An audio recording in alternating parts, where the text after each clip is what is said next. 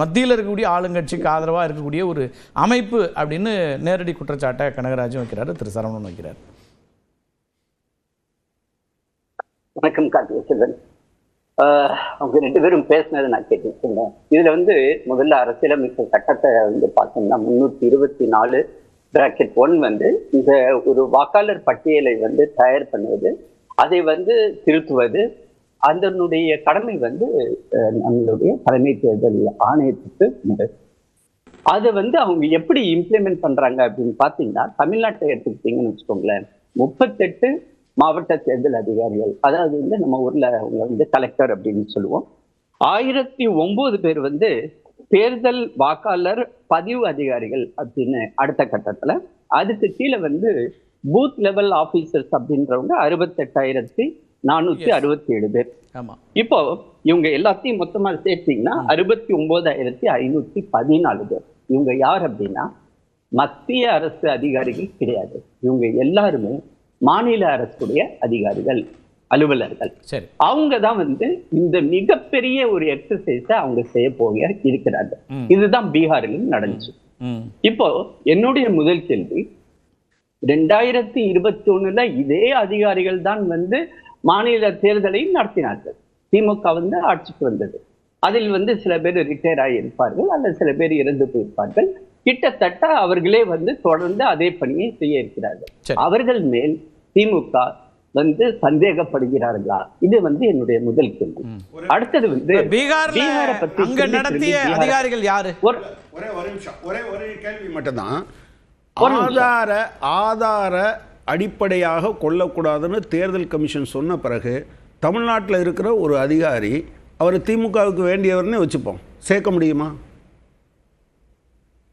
நான் கனகராஜ் சார், இந்த ஆதார் பத்தி அந்த ஆதார் பத்தி நீண்ட சுப்ரீம் கோர்ட்ல ஒரு மிகப்பெரிய ஒரு வாக்குவாதமே நடந்துச்சு. அதுக்கு இறுதியாகத்தான் இந்த ஆதாரை அவங்க சேர்த்தாங்க. ஏன்னா இந்த ஆதார சட்டம் இருக்குன்னு வச்சுக்கோங்க, அந்த ஆதார் சட்டத்துல 7வது பிரிவை நீங்க தயவு செய்து படிச்சுப்பாரு. ஆதார்ன்றது எதுக்காக உருவாக்கப்பட்டது அப்படின்றது அந்த சட்டத்துல கொண்டு வரப்பட்டுள்ளது.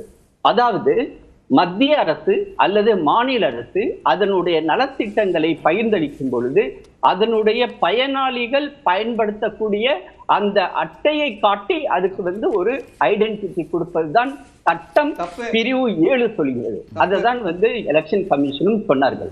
அதற்கு சீஃப் எலெக்ஷன் கமிஷனர் சொன்னது போது கூட சுப்ரீம் கோர்ட் இல்ல, நீங்க ஆதார் கார்டையை சேர்த்துக்கோங்க அப்படின்னு பிறகு பீகார்ல சேர்த்துக்கிட்டாங்க. ஆனா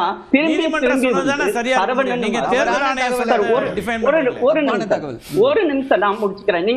நீங்க கிட்டத்தட்ட 1/2 hour பேசிட்டு இருந்தீங்க, நான் அமைதியா பேசிட்டு இருக்க முடியும். சரவணனாக இருக்கட்டும், கனகராஜா இருக்கட்டும், அவங்க திரும்பி சொன்னது என்ன தெரியுமா?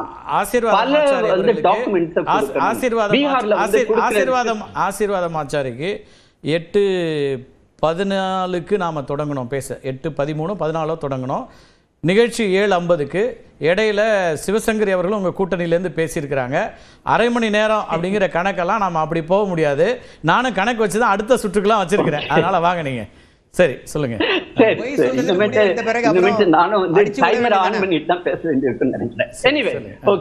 அதாவது பீகார் தேர்தல்ல அந்த பீகார் எஸ்ஐஆர்ல 11 டாக்குமெண்ட் அவங்க போட்டாங்க. அதுக்கப்புறமேட்டு ஆதார் சேர்க்கப்பட்டது. நேற்று நடந்த பிரஸ் கான்பரன்ஸ்ல தெல்ல தெளிவாக சொல்லிவிட்டார்கள், இப்ப நடக்கக்கூடிய எஸ்ஐஆர்ல நீங்க ஒரு டாக்குமெண்ட் கூட கொடுக்க வேண்டிய அவசியம் இல்லை. இத எல்லாருமே உன்னிப்பா கவனிக்க வேண்டிய ஒரு விஷயம். அடுத்தது யார் யாரெல்லாம் அந்த ஃபார்ம் 6 அவங்க கொடுக்குறாங்களோ, அந்த இந்த ஃபார்ம் அந்த ER அப்படின்னு எனுமரேஷன் அந்த ஃபார்மை கொடுக்குறாங்களோ, அவர்களுடைய வீட்டுக்கு 3 முறை அந்த பிளாக் லெவல் ஆபீசர்கள் பார்ப்பாங்க. முதல் தடவை பார்ப்பாங்க, வீடு பூட்டி இருந்துச்சுன்னா 2வது தடவை பார்ப்பாங்க. அல்லது 2வது தடவை வரும்போது அவங்களுக்கு அந்த குடும்பத்தோட தலைவர் இல்லை அல்லது தகவல் கொடுக்கக்கூடியவங்க யாரும் இல்லையா, 3வது தடவையும் வருவார்கள். இது முடிச்சதுக்கு பிறகு அதனுடைய ஒரு டிராஃப்ட் பப்ளிஷ் பண்ணப்படும். அதில் உங்களுக்கு அப்ஜெக்ஷன் இருக்கும் பொழுது அதுல நான் என்னோட பேர் விடுபட்ட போயிட்டது, அதை நீங்க சரிப்படுத்தணும்னா அதுக்கு ஒரு கால அவகாசம். ஒரு எவ்வளவு கால அவகாசம்? அதுக்கு 3 முறை வர்றது, அதுக்கு பிறகு டிராஃப்ட் வர்றது, இதெல்லாம் எவ்வளவு கால அவகாசம்? கால அவகாசம் வந்து தெளிவா சொல்லியிருக்காங்களே, எல்லாமே ஒவ்வொரு மாச பீரியட்ல வந்து அவங்க சொல்லியிருக்காங்க. ஆமா. இப்போ ஒரு பிளாக் லெவல்ல, அதாவது ஒரு பூத் லெவல்ல ஒரு 1000 பேர் இருக்காங்கன்னா அந்த பூத் லெவல் ஆபீசர் ஒரு மாசத்துல அவங்களால ஒவ்வொரு வீட்டையும் அவரால ரீச் அவுட் பண்ண முடியும். ஆக மொத்தம் அதுக்குரிய கால அவகாசம் கொடுக்கப்படும். அதுலதான் என்ன ஏன் நேரம் வருதுன்னா திரு ஆச்சாரி, இப்ப இன்னும் 7 மாதம் இல்ல 6 மாதம் தான் தமிழ்நாட்டுக்கான தேர்தல், மேற்கு வங்கத்துக்கான தேர்தல், கேரளாவுக்கான தேர்தல். நீங்கள் இந்த குறுகிய காலகட்டத்தில் ஒரு மாதம் ஊரில் இல்லாமல் எவ்வளவு பேர் இன்றைக்கி வந்து இன்டர்னல் மைக்ரேஷன் நிறைய நடக்குது, இன்டர் டிஸ்ட்ரிக்ட் மைக்ரேஷன் நடக்குது. இங்கேருந்து அரியலூர்லேருந்து திருப்பூரில் வேலை பார்க்குறாங்க, நாகப்பட்டினத்துலேருந்து திருப்பூரில் வேலை பார்ப்பாங்க. இப்படி டிஸ்பிளேஸ்மெண்ட் இருக்குது, மருத்துவமனைகள் இருக்கலாம். நமக்கு ஒரு வாக்காளர் கூட மிஸ் ஆகக்கூடாது இல்லையா, அவருடைய உரிமை போயிடக்கூடாது இல்லையா. அப்போ இந்த காலகட்டம் போதுமானதாக இருக்காங்கிற ஒரு கேள்வி வருது. ஏன் இவ்வளவு நெருக்கடியாக இதை எடுத்துகிட்டு வராங்க? தேர்தலுக்கு 6 மாதத்துக்கு முன்னாடின்னு தான் நேரத்தை கேள்விக்குள்ளாக்குனாங்க முதல்ல அவங்க. அப்படி இல்ல, அதாவது வந்து இது பீகார்ல வந்து அவங்க சக்சஸ்ஃபுல்லா எஸ்ஐஆர் பண்ணி கட்டியிருக்காங்க.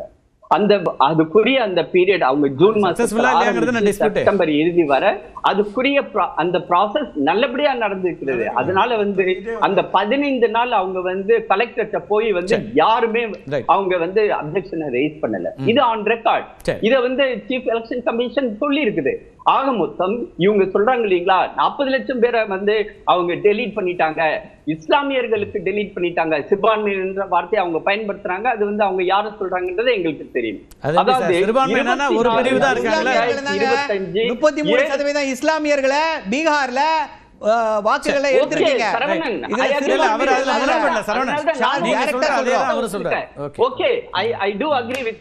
அதாவது 24 ஜூன் 2025 அன்னைக்கு 7,89,00,000 இருந்த அந்த பீகார் வாக்காளர்கள் அதுக்கு பிறகு 65 லட்சம் வந்து நீக்கப்பட்டு அடுத்த வந்து 7.24 கோடியா இருந்ததற்கு பிறகு திரும்பி 3.66 லட்சம் வந்து அதை வந்து திரும்பி டெலீட் பண்ணதுக்கு பிறகு பேசுறது 21,53,000 பேர். ஆக இத வந்து எதுக்கு தேவைப்பட்டது?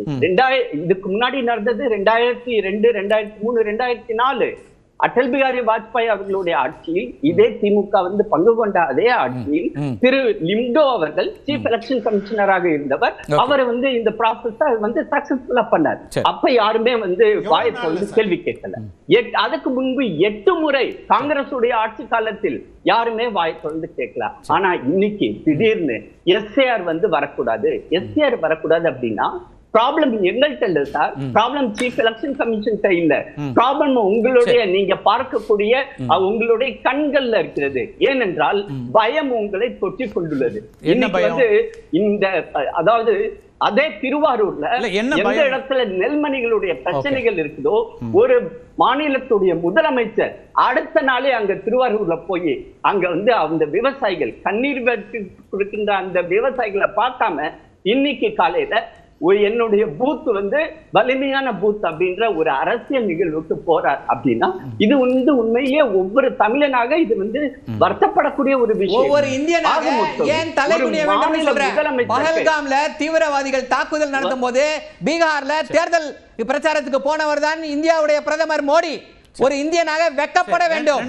வெக்கப்படுறீங்களா நீங்க?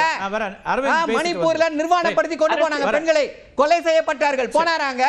அதுக்கு வெக்கப்பட்டீங்களா நீங்க? தலைகுனிய வேண்டும் நீங்க பாஜகவுக்காக பேசுவதற்காக. முதல் கட்ட கருத்தை கேட்பது அரவிந்த் சொல்லுங்க. ஆசீர்வாத் இல்ல அந்த அதுவும் வரும், பொலிட்டிக்கல் டிபேட்ஸும் வரும். 2வது சுற்றுல கட்டாயம் பேசுவோம். நான் அரவிந்த் பேசிட்டு வந்துடுறேன். நீங்க பேசும்போதே அவர் வாக்காளர் பட்டியல் திருத்தத்துல சில முரண்களை சொல்ல முற்பட்டார். அரவிந்த், என்ன உங்களோட பாயிண்ட் ஆஃப் வியூ? இல்லைங்க, என்னன்னா அந்த எனுமரேஷனுக்கு அப்பதான் நீங்க டாக்குமெண்ட் கொடுக்க வேண்டாம்னு சொல்றாங்களே தவிர, எனுமரேஷன் அதுல உங்களுக்கு ஏதாச்சும் உங்க பேரு விடுபட்டு போச்சுன்னா, டிராஃப்ட் லிஸ்ட்ல உங்க பேரு விடுபட்டு போச்சுன்னா நீங்க உங்க டாக்குமெண்ட் கொடுத்தே